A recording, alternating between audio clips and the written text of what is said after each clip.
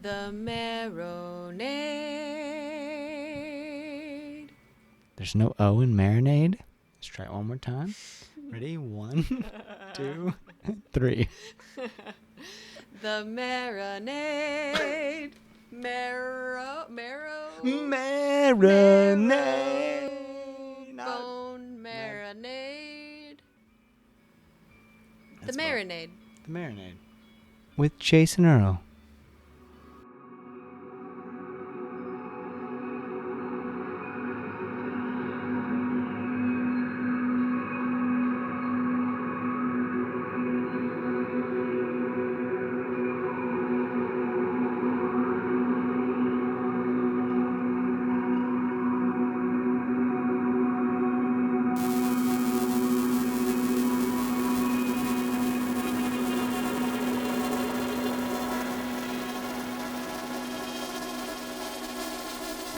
Welcome to The Marinade with Jason Earle, a free-flowing conversation about the creative process with creative people. This is episode 117, and our guest is Garrett T. Capps. Garrett is a singer and songwriter from San Antonio, Texas, whose latest record, People Are Beautiful, is a timely sonic celebration of life. It's one of my favorites of the year, and I'm so excited to bring you this conversation. Garrett and I caught up by phone recently to talk about that wonderful album, how his music got into the ears of Billions showrunner Brian Koppelman, the fascinating life of former NBA star Matt Bonner, and much more. Y'all, this was as much fun as I've had working on an episode in a long, long time. I'm so grateful to bring you my conversation with Garrett T. Capps. We're all wandering through some kind of delusion, buying into all the fear and all the blame. We're all suffering through unprofound conclusion, and time and memory will always make it strange. Stay cool, it's getting better. Grateful that you're here. Super grateful that you're here. Thank you so much for reaching out. Thank you so much for doing this. I'm stoked to talk with you, man. Right on. Well, thanks for being down to talk. Yeah, I've been just like I want to get into your new beautiful record, People Are Beautiful. And there's just so much to discuss. But before we do that, I really want to hear, you've talked about it a lot, but I know my listeners will appreciate it. The story of Brian Koppelman finding Born in San Antonio and you ending up with a song on Billions. Oh, yeah. Yeah, that was like probably one of the first kind of trail of breadcrumbs things I've ever endured in this solo career thing I'm in. Basically, I played this official South by Southwest showcase in 2016 to nobody, but like they had these like I feel like this is how it works. They had these like official South by Southwest playlists, and I made it on a few of them. And at the time, like I'd never really had an official playlist thing happen, so I feel that like kind of greased whatever the algorithms were like back then. And a few months later, I mean, my listens and followers and whatever you want to call it, went up. And a few months later, Brian Koppelman heard it on his phone on a plane, like on one of the customized playlists. And he heard my song Born in San Antonio. And he tried as hard as he could to get a hold of me.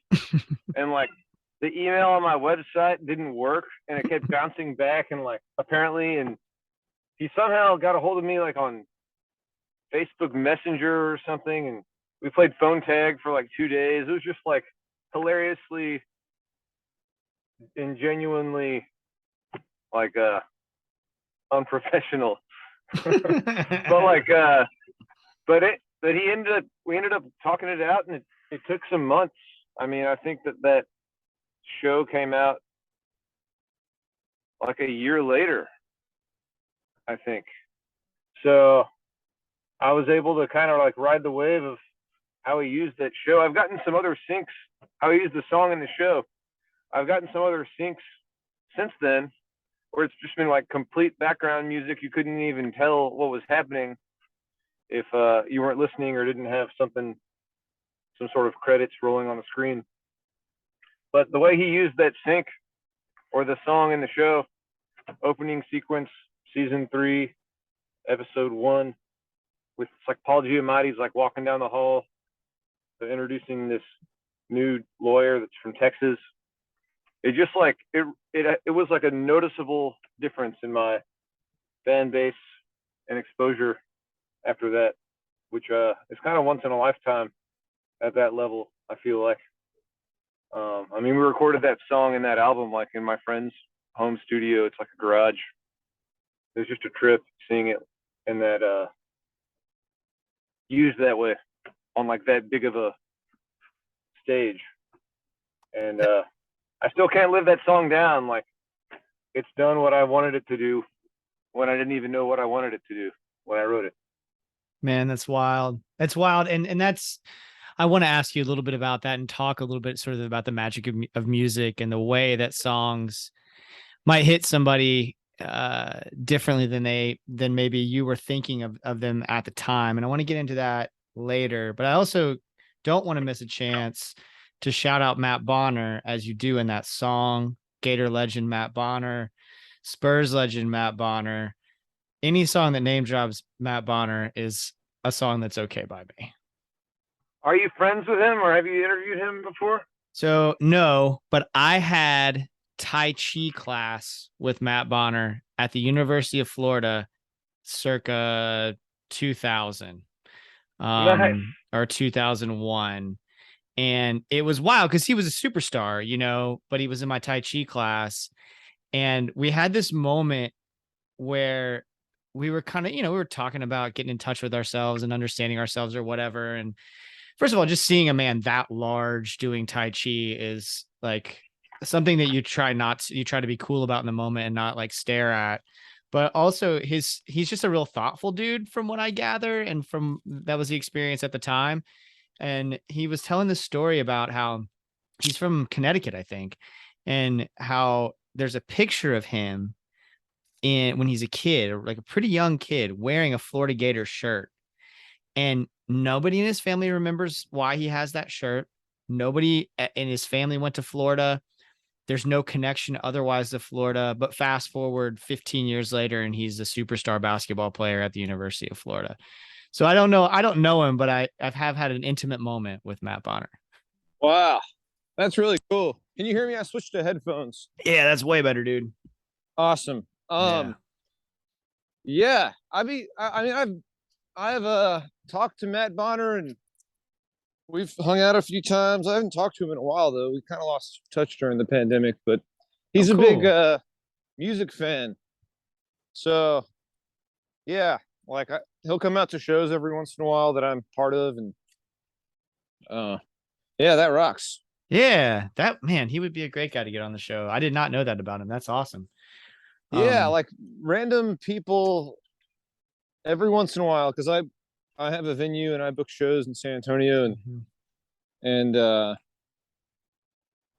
every once in a while he'll come out to a show. I'm like, or he'll be on the list for a show that I'm part of, like Strand of Oaks. He was on the list for Strand of Oaks, or oh, cool. Or I was opening for Deer Tick like 8 years ago, and he was like on the list. So man, you're just naming dream guests. Yeah, that's awesome, man. That's awesome. But, that's cool. If somebody like when somebody like Brian Koppelman, I mean, Brian comes up on the show because I'm a huge fan of his. He's kind of one of my heroes. If somebody like Brian Koppelman, who discovered Tracy Chapman and was like a part of the signing of fucking D'Angelo, and is like, you know, on top of being writing rounders and being so successful as a writer otherwise, but for him, like, does it hit different when somebody like Brian Koppelman, who is so well respected in the music industry and who was kind of a bigwig in the music industry at a time when there was a music industry where there were bigwigs all over the place, and that was and the gatekeepers were people like him, for him to be so enthusiastic about your song that he's going to Facebook Messenger to try to find you, Does that hit any different from any other feedback you get? Yeah, I mean, it was absolutely mind blowing. I remember sitting in my like little second bedroom of my apartment at the time, talking to him on the phone. I'm just like, I was so ridiculously green and Hmm. Hmm. and just excited. And I Yeah. looked him up and I was like, holy shit! Like I was way familiar with all the stuff, and like, and I do reflect on that, like I just remember him saying, "Is there any way I can help you? What do you need? I'm Wow. gonna use your song in my show." And I like, I was like, well, man, that'd be cool if you could use your song in my show, in his show. But like the way he used his song was such an immense help. Like it is pretty mind blowing. Like I don't know what it means as far as him enjoying the song with his background all the way. I think it's just really cool that he did. If you okay, so it sounds like in that moment you might have been caught a little bit flat-footed by him saying, what could you do? What can he do for you? If you had that moment to do over again, is there anything you might like, are there any lessons there of how you might have handled it differently, or do you think the way you handled it was how, if you had a do over, you would exactly handle it? Yeah, I think I handled it the way I needed to. I mean, at the time, Okay. like I don't Yeah, think yeah. I'd ever really like been on played shows out of Texas before, you know? Yeah, Uh yeah. I was Damn. kind of just like learning how to navigate. I mean, I'm always learning and it's just a nonstop thing, but like I just like it was awesome the way it happened because I was able to self-release my next record around the time that song um, came out, and that got me like a lot of help. Mm. And that took me to Europe. That album took me to Europe for the first time, and uh, you know, there was all this weird shit that happened around the Koppelman thing that like I wouldn't trade any of it. It's like it's all pretty cool. That's great, man. I'm so glad it happened. I'm so glad for you. And it's a great fucking song too. So I'm glad people got exposure to it. Thinking about that and what has happened since. Um, did the Shiflet thing where you were on his show and ended up, if I'm not mistaken, getting to play with him, that's later, right? That's after the Billions thing? Yeah, that was a few years later. Okay. Um, do you think that kind of moment happens without the Billions thing? I don't know. I'm trying to remember that. I mean, the Foo Fighters were like my favorite band when I was a kid, and I was well aware of who Chris Shiflett was. Yeah. But I ended up sending him that album In the Shadows again, Mm, and I'm sure it all worked together. But he was like nice. really really into that album, so we Cool. kind of became like friends. I actually like I booked him in San Antonio. I mean, at the time he was definitely like that was like 2018, I think. He was definitely really riding the wave of it seemed like he had a lot more free time that year. Hmm. So he was doing like a lot of solo stuff and a lot of podcast stuff. And I like hung out with him in Texas a few times. And we played with him in LA and I did his podcast. And it had something to do with all of that working together, I would say. So I asked that question, and I feel like now that I'm about to say what I'm about to say, it sounds like a gotcha thing, but it didn't mean to be that way. The reason I asked that question is just because, like, doing this research, I mean, don't tell my other guests, but doing this research has been some of the most fun I've had diving into an artist's catalog and his or her story, their story, and like getting like some of these threads are just so fascinating to me in your life and how they've all sort of come together, especially come together in the new record and how it sounds and the hopefulness of it. And so I asked that just because I'm curious whether you think that moment with Billions made a difference, because I just feel like the work you've been doing, man, is undeniable. And I just think that ultimately it would have reached the masses one way or the other. But I'm just curious if you were conscious of that, because to me, it's just so fucking good that it would have been, it's going to get out there eventually, you know? Well, thanks so much, man. That means a lot. Yeah, I'm always kind of like, that's something I've been working on is really just trying to be grateful for anything that's happening or has happened while moving forward. Because I kind of like, I can get caught up in the just like hustle of trying to move forward, you know? Yeah. Well, especially you do it all yourself, right? Plus you're running a venue. Yeah. Yeah. And then like the whole like side of booking bands and having friends and that are all like doing their own, riding their own wave or whatever you want to call it. And I feel like the other side of my passion for working with music, it does have to do with booking bands and stuff. And that's kind of like an industry, like the live music industry is known to jade music lovers, you know? So like sometimes I'll have these like kind of like moments where I find myself comparing my position in my own music career to others or objectifying my success, and it's just that can get really depressing. Yeah, and that's not really a mindset that I like finding myself in. Dude, 100%. I mean, like, just talk about my little corner of the creative world and the music world more specifically. We were just talking about Chris Shiflett. I mean, what he does isn't the same thing that I do podcast wise, but I'm not going to be competing with the guitar player from Foo Fighters. You know, like it's not going to get to that point more than likely, even though I feel like, you know, I can hang in terms of the work that I do in this realm, with all great respect to what he does, podcast wise. I love his show. But if I get in the business of comparing myself to Chris Shiflett, who's in one of the biggest bands in the world, that's not healthy. That's not going to get me anywhere. That's not going to continue to grow the thing that I'm doing.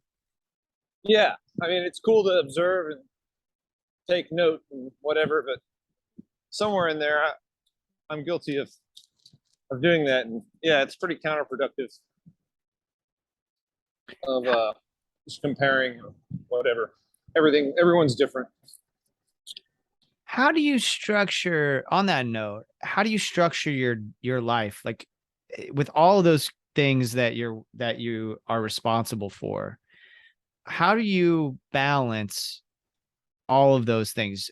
Like what does like the nuts and bolts of you making sure that you are continuing to pursue your solo career, you're playing with other bands, you're booking bands, you're running a venue, like what do you do to sort of keep all of that going? What are the sort of nuts and bolts of your day that keep all of that going?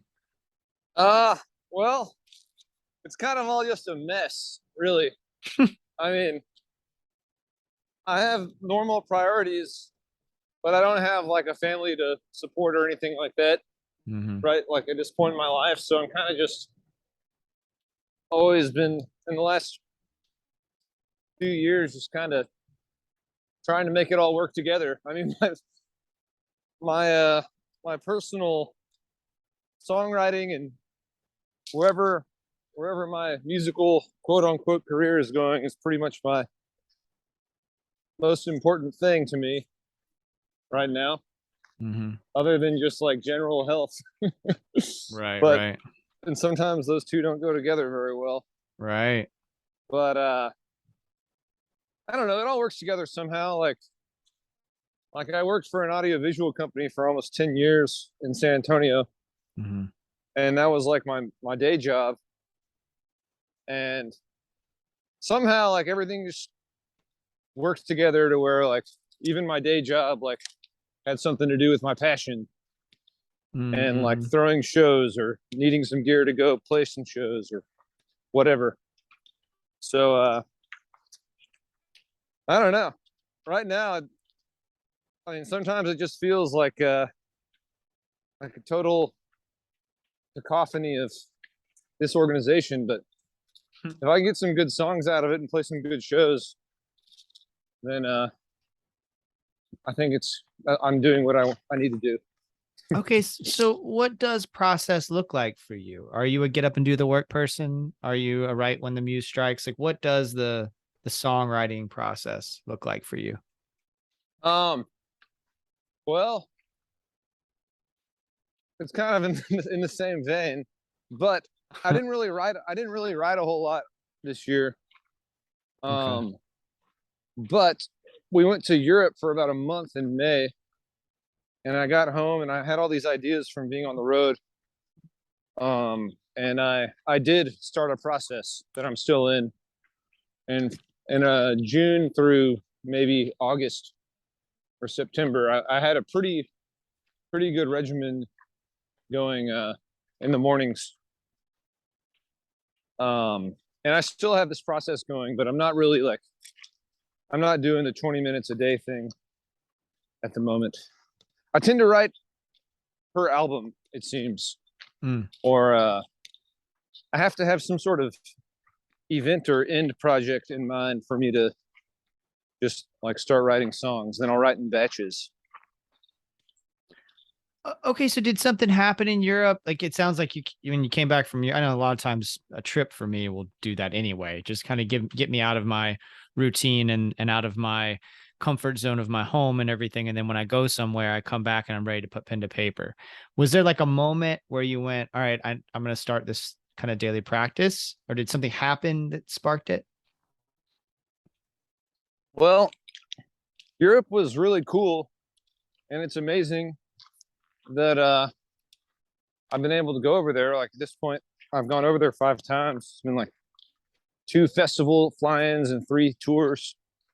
Of just like kind of like anchored in the Netherlands. But I think I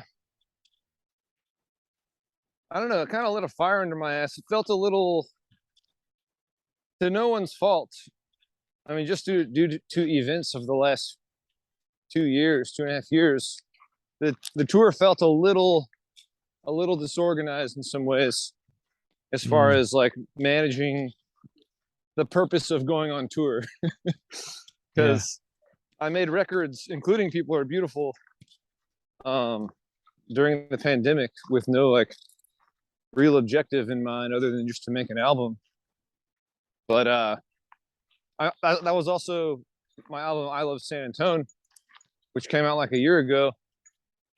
So when we went over there, I Love San Antone was like what everyone wanted to hear, but I didn't even have, I had my band NASA Country with me, and you know, it just felt like this kind of like strange career mismanaged thing. And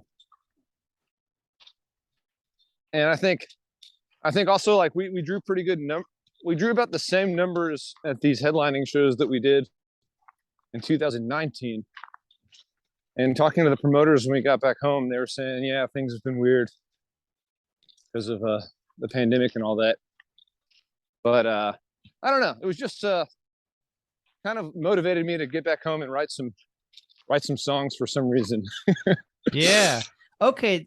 Man, that's it. It's really interesting, especially like I've spent just a ton of time with People Are Beautiful, and I want to get into that in a second and why and how much it has meant to me over the last few weeks and especially the last few days as I'm getting ready for this conversation. But before we get into that, it is sonically, you alluded to it, it is sonically quite different from your other stuff. There's certainly through lines that are and commonalities to your other stuff, but it's a different thing.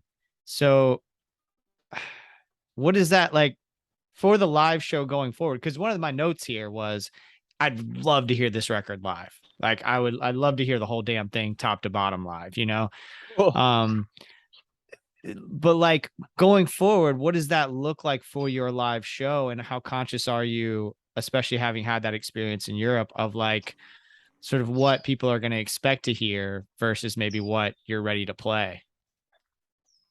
Well, I think the album People Are Beautiful, like one really cool thing, one positive thing that happened during the pandemic was before 2020, the guys in Nesta Country, which were like my core San Antonio band, really good friends of mine, they they've played on my albums, but it was never like this whole thing we wrote together. It was like I wrote the songs, they'd learn them, and then we'd go in the studio, or they'd guest star on something in the studio. But during 2020, like once things felt safe enough to meet up, we didn't have any shows going on. So we started practicing once a week because that's all we like really could do. Or just hanging out. And we ended up deciding to work on new shit.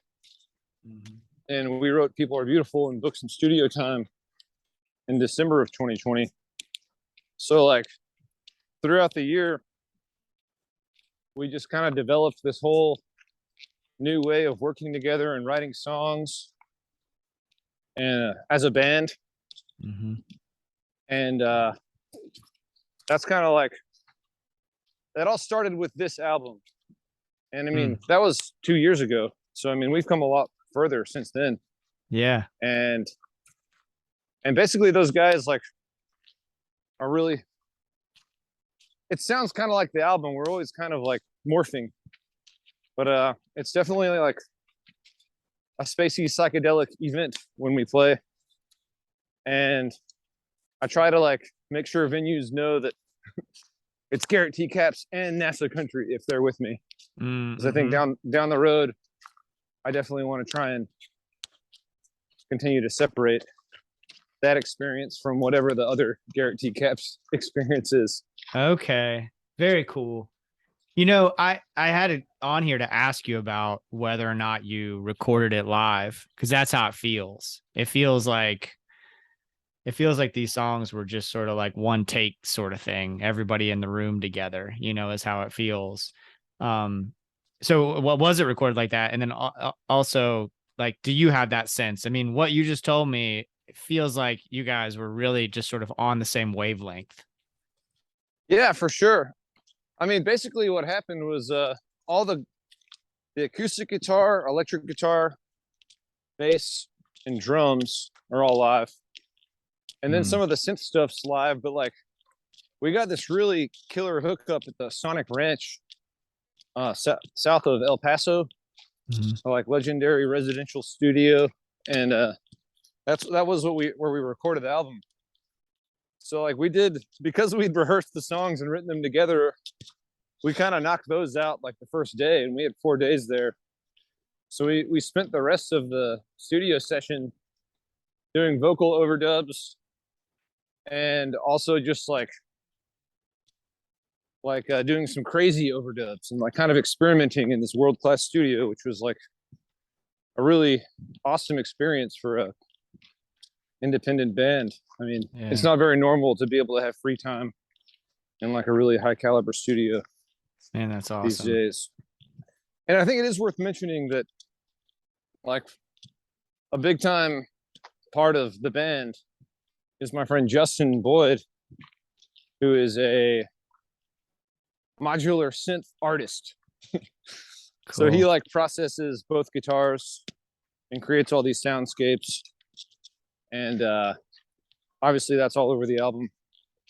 Yeah, for sure. And it stands out, and it's part of what I love about the record. You know, there's these times, and I think most of us listening and thinking about these things can relate to the idea that there are just times when a record comes to you when you need it.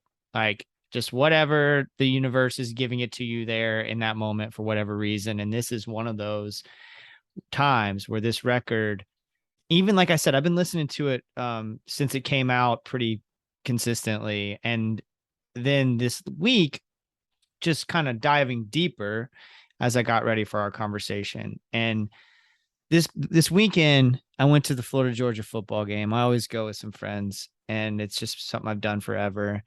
And for folks listening, like Florida-Georgia football game, if you're not familiar, it's played on a neutral site in Jacksonville. my beloved Jacksonville, Florida. And it's a homecoming. It's a chance to like catch up with people you haven't seen in forever. And in recent years, that's become more difficult. And the reason it's become more difficult is because it has become very political everywhere you go.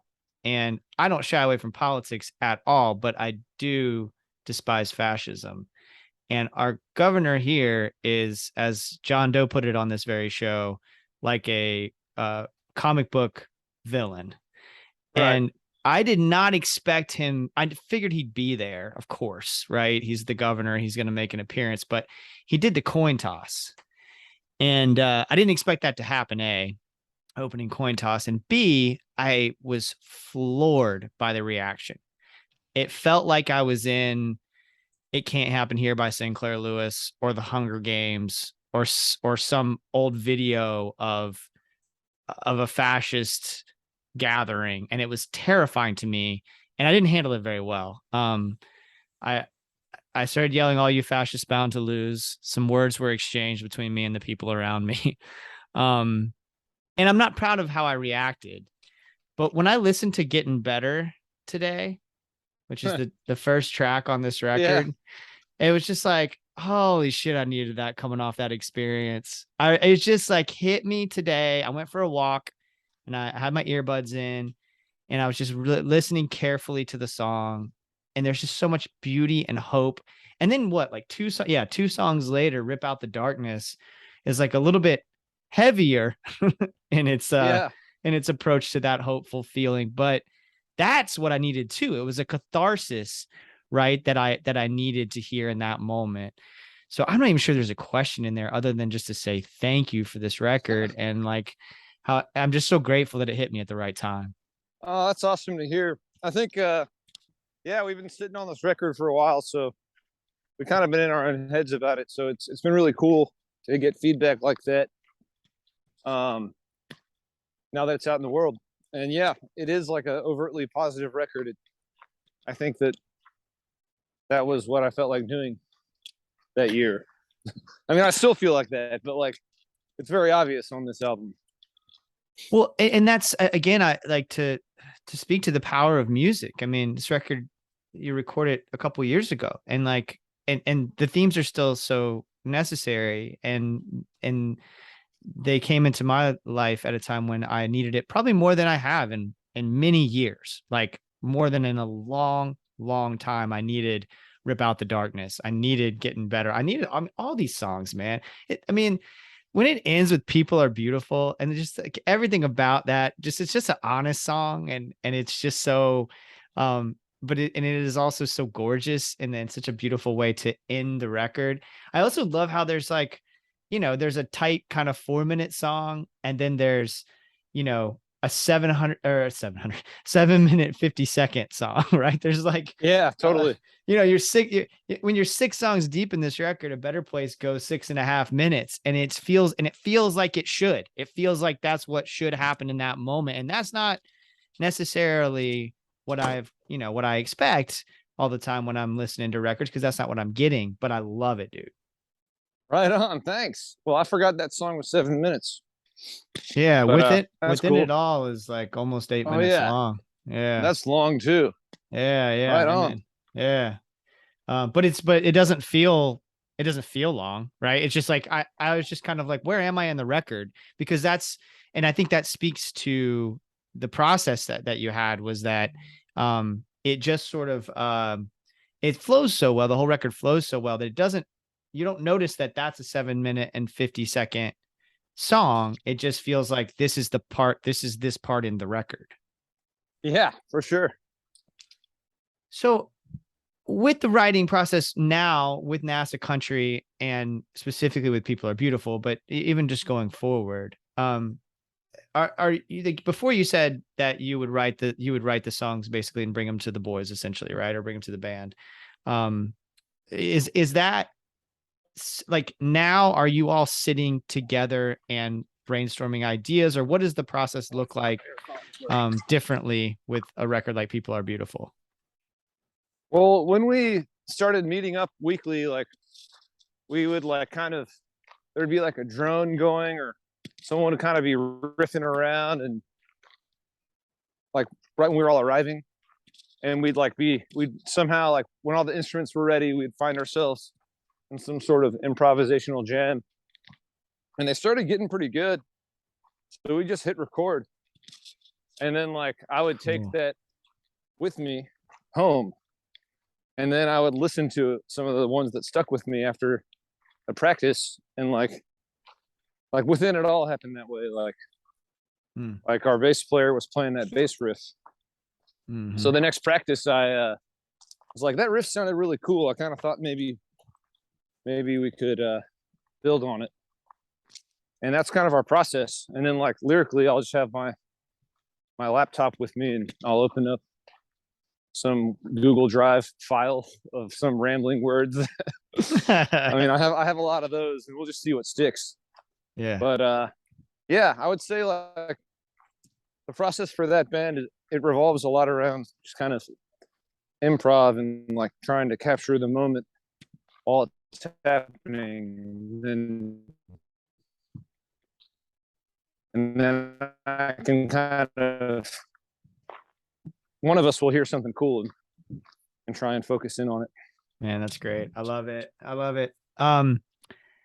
I posted that I was gonna get to talk to you, or maybe I just posted about the record, and great friend of the show, Jerry David DeSica, mentioned that you guys had worked together on a record. Is there like a shelved Jerry David DeSica produced record sitting out there?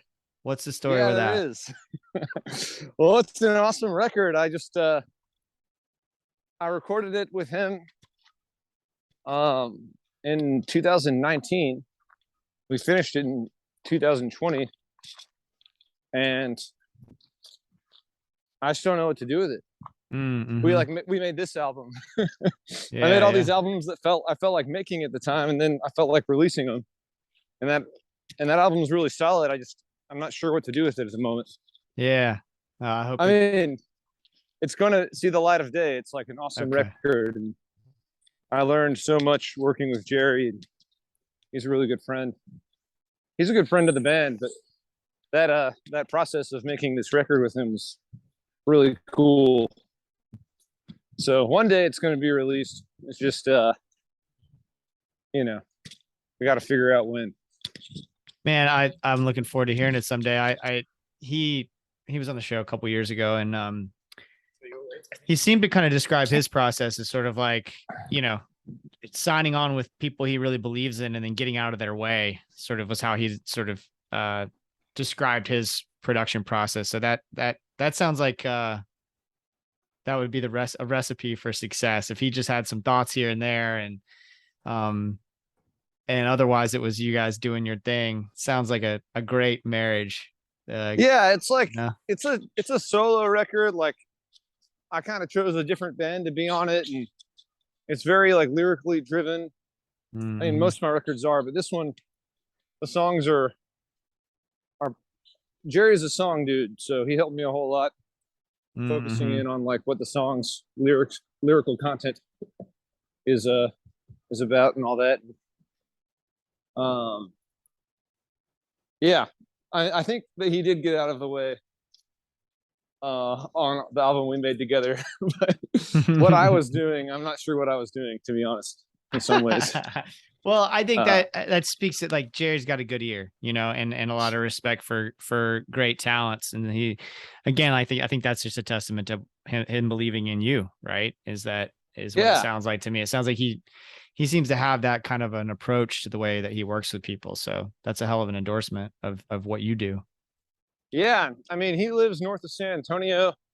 San Antonio music scene and arts scene is pretty small. And there aren't like a whole lot of people that are kind of doing creative songwriter stuff like outside of town. So like, or in and outside of town for that matter, or like touring and whatever you want to call it. At some point in time, I found out Jerry lived about 15 miles north of San Antonio, and we became friends. And I mean, we talk about Warren Zevon and all that shit all the time.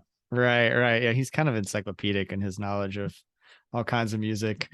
So we are DIY around here, and so there's a minute 47 left on this Zoom meeting because we don't be paying for the Right on. for the other. But if it cuts off on us, if you don't mind, like 2 or 3 more minutes, if we can just start it back up, if you just log Cool. into the same link, that would be great. But I don't want to take too much more of your time. We just always end on the art that has you inspired at the moment. Maybe a record you've been listening to, painting you've seen, like a TV show, maybe that you're into. Like, what's got you fired up? Well, I think I'm not alone. But I did host Daniel Romano's Outfit at my bar in San Antonio, the Lonesome Rose, a few weeks ago. Mm-hmm. And they just totally leveled the house. I mean, they're like an amazing band. And it was so damn cool and inspiring to me that it was awesome. But I don't know if you're familiar with Daniel Romano and the Outfit. I mean, I know who Daniel Romano is, but I don't know well enough to like speak on his work.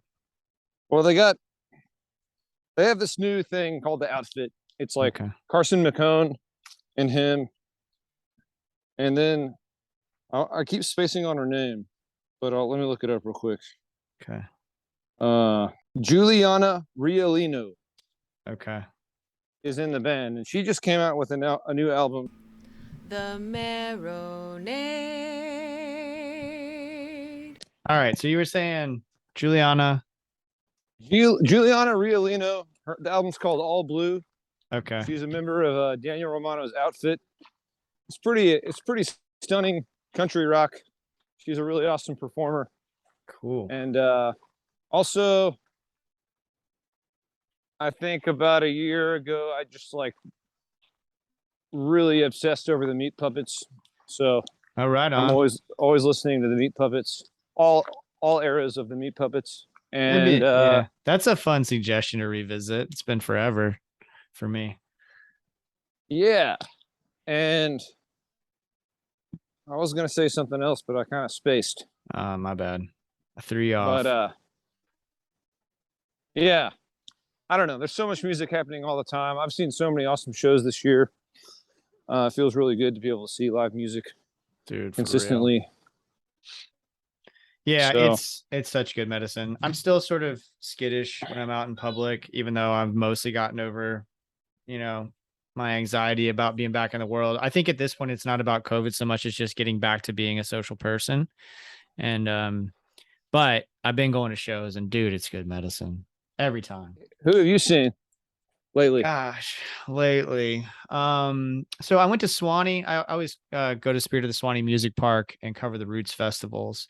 And there were just so many great performances. I mean, Jim Lauderdale plays every year. Peter Rowan plays every year. All these kind of legends, in Roots music. Like were there Tex Maniacs with Rowan? This year, I don't think so. Trying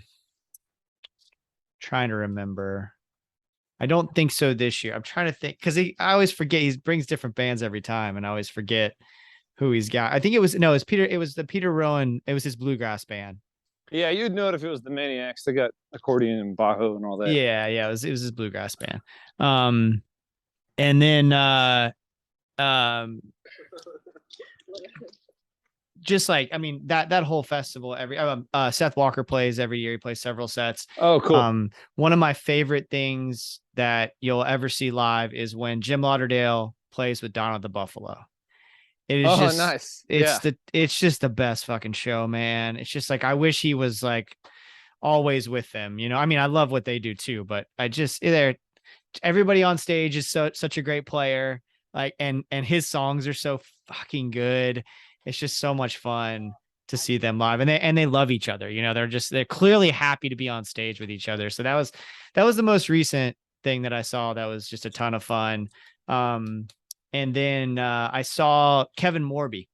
Morby. Yeah. I interviewed Elizabeth Moen. Do you know her? No. She has a record coming out. By the time we release this, my conversation with her will have been released, and her record will be out. She was singing in his band, and I interviewed her the day before. I didn't even realize that she was in his. I knew she had been touring with him, but I didn't realize she was going to be with him then. So they played Jacksonville earlier or last month, and yeah, dude, like, I mean, he is just his record. This is a photograph that came out this year. Is one of my favorites of the year. And the live show, for folks listening, if Kevin Morby and his band get near you, go see them. Just a great time, man. So those are a couple that stood out to me the last month. I've been pretty fortunate. Right on. Yeah, I saw, speaking of Jim Lauderdale, he wasn't with her, but I saw Lucinda a few weeks ago. Oh, cool. And that was kind of, I went out of my way to see her at the State Fair of Texas in Dallas. Yeah. But man, that was I've seen her before, but I wanted to go see her again. It'd been a while. I got to see her. I'm trying to think how long ago this was. I got to see her on a co-headline bill at the Plaza Live here with the Drive-By Truckers. Oh man. It was killer, dude. It was so much fun. I did read that new Drive-By Truckers book. I forgot who wrote it, but so I don't know. You might know the guy that wrote it. He was on my show. Okay. Yeah. It blew my mind. I bought it a year ago. Yeah. And I picked it up a few months ago, and like that's like one of my biggest influences and favorite bands. Yeah. And that book just blew my mind, like as a fan and an aspiring country rock musician. Right. It's just like enormously influential and a really well written book. That's awesome, man. I'm so glad that you got to read it. I listened to my episode with him if you get a chance. Steven Dusner is his name, and the book is called Where the Devil Don't Stay, Traveling the South of the Drive-By Truckers. And then Steven also somewhat recently wrote a piece about S.G. Goodman, and right. Her new record is probably my favorite thing I've heard in I don't know how long. I mean, I'm just so crazy about that record. Yeah, she's awesome. Yeah. I got to see her live in Sweden. Oh, and cool. Somewhere else. She was solo in Sweden with a full band at the Nelsonville Music Fest. I went to that this year. Cool. That's awesome, man. Yeah, I haven't gotten a chance to see her. I was going to catch her at Americana Fest, but I didn't get to go. Right on. The other thing I was trying to remember that I've been obsessed with this album for years now, but it's an EP by this, I guess it's just like a one album project called the County Liners. Okay. And it's this, I forgot the name of the guy. Her name is Mary Jane Dumphy, and she has like a post-punk band. I think they're based out of New York or Portland. I don't know enough about them, but I listen to this album all the time. It's called the County Liners. Cool. And it's just like 5 songs, I think, and it's just this like really, really raw and beautiful and cool kind of punk rock country thing. Okay. And it's just like right up my alley these days. Just kind of that gnarly roots rock, punkers trying to make country music the best they can. Yeah. Kind of thing. Yeah, I mean, that stuff, I gravitate toward that stuff. I mean, we were just talking about the Drive-By Truckers. Like, I think, the first time, and that's my introduction to that kind of thing was Lucero 20 plus years ago or whatever. But yeah, just something about the rawness of it, the authenticity of it. It's just, I'll have to check that record out. That sounds like it's totally up my alley. Yeah, it's cool. It's really just like, it's a pretty cozy listen. It's really cool. Nice. And right on. Man, dude, thank you. This is such a pleasure. I'm so grateful for your record. I'm so grateful to get a chance to connect with you. I'm so grateful for your time and energy. This was super fun, and I'm super excited for folks to hear this conversation. Well, thank you. I hope that you come. Have you ever been to like San Antonio, Texas before? Man, not since I was a kid. I've been to Austin a few times. I've been to Dallas a few times, Houston a few times as an adult, but I haven't been to San Antonio, and I need to make a trip. Yeah, well, you got to come by. You never know. The place that I run is called the Lonesome Rose. We're a small little venue. but we'll book some road shows from time to time, and it's a cool Texas hang. If anything, San Antonio is pretty cool. I'm obviously a fan. Right. Yeah. I'll have to keep an eye on. One of the things I like to do is find a show somewhere I haven't been, and then just fly out there, like I've been to Texas plenty of time, but not San Antonio. So as an adult, so that would be a perfect destination, man. Especially like, I like to go hiking too, and you're not too far away from, well, I don't know, maybe you are too far away. Yeah. And all that. Yeah. We're right there. Okay. That's what I thought. So yeah, that would be, maybe plan a little outdoor trip too around a show. That sounds like a great plan. Right on. Well, yeah. Well, cool, man. Well, thanks, Jason. Yeah, man. I really appreciate it. Well, likewise, Garrett. And it was awesome talking to you, getting to know you a little bit. Likewise, man. I'm grateful for this.